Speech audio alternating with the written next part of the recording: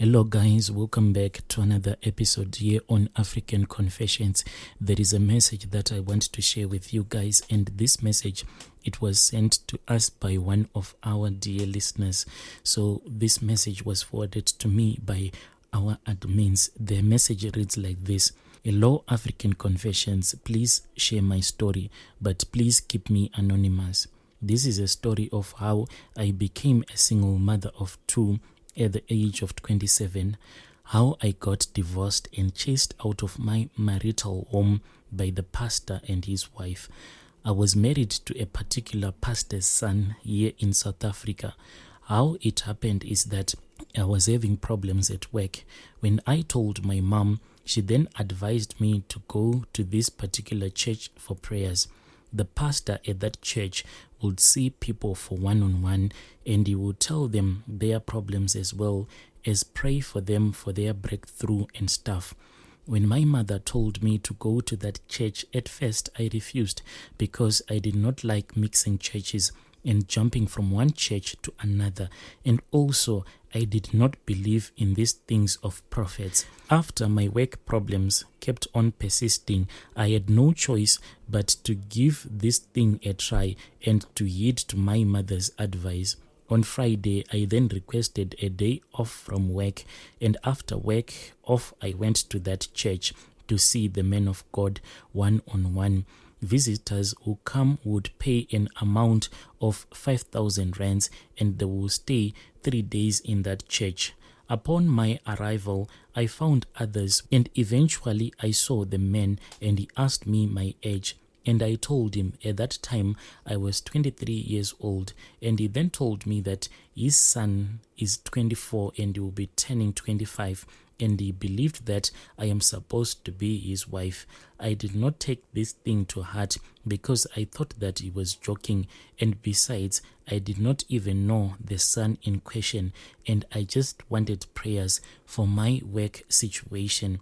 If I tell you I did not receive the prayers, I went back home discouraged. I then spent about 3 months and later decided to go back to this church on a Sunday. This time I then returned back home. I kept on going there for a few Sundays, and I think that they had been watching me for a while because one Sunday I took my mom with me when during the service the pastor sent one of his boys to come and call me to his office. This was during the service when everyone was busy worshiping.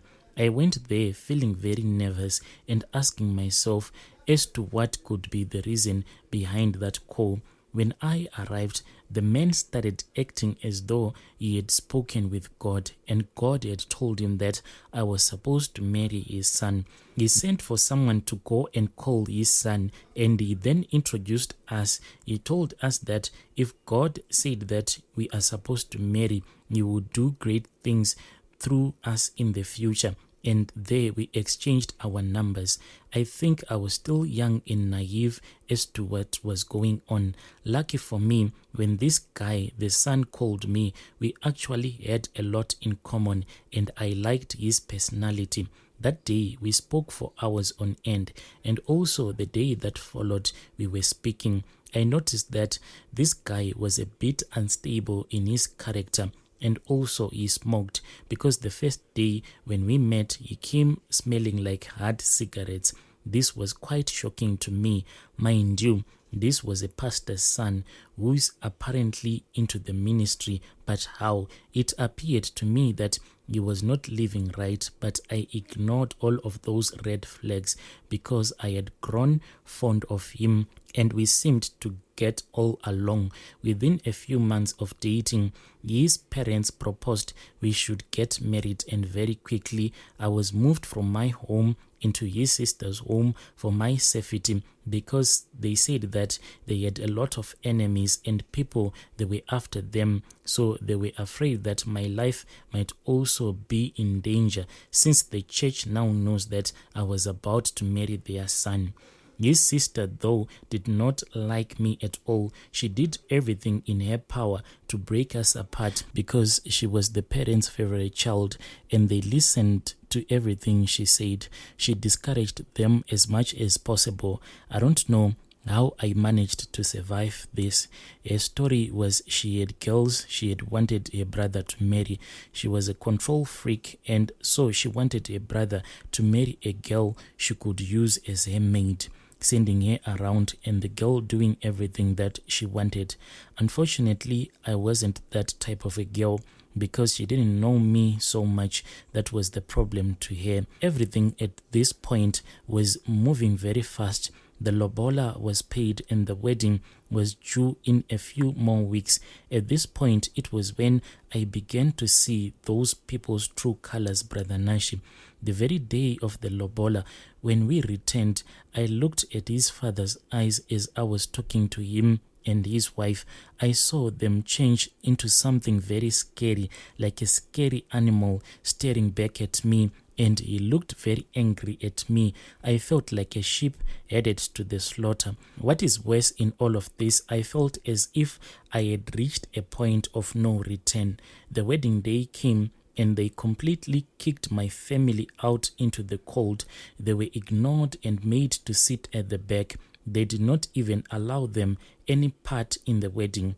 During the ceremony, his mother was boasting to people, saying that I now have to serve them tea in the morning, and also if I do what she and her husband wanted, they would lift me up. I am still not sure what was meant by that, but everyone had it, and years later, they still talked about it. Fast forward, after the wedding, I had even stopped working because they did not allow anyone in that family to work. They said that because they are rich, they can take care of their children and they can also take care of their children's partners and their kids. At the point, even the sister had moved back home with her husband and her kids. She even brought one of the girls she wanted her brother to marry, and she was now staying with us. It was a big home filled with people 24/7, and I had practically became a maid at this point, cooking every day, making them breakfast and even lunch every day. They would always sideline me. His sister and his mom would team up against me and spread various rumors about me. I was not even allowed to communicate with my parents or relatives because they said that I would reveal all of their secrets. It had become more like a prison. Even the husband that I had married could not even defend me because he was under the same bondage. He was their only son, but they would only treat him like one of the houseboys. His parents and sister would send him around to do one thing or another. Both me and him were now like servants of the home.